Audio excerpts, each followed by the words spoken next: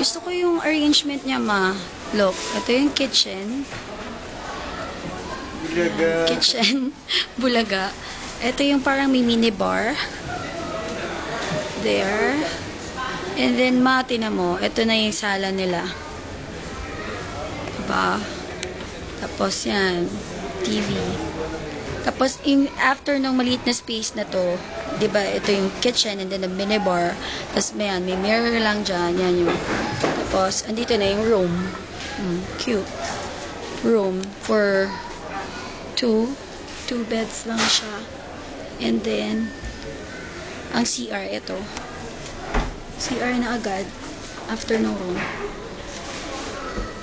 CR. And then, yun yung room uli.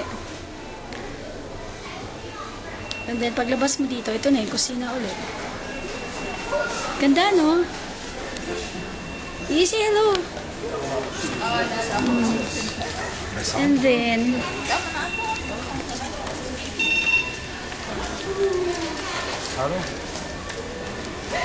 yan, si Milet. Busy-busy sa pamimili ng...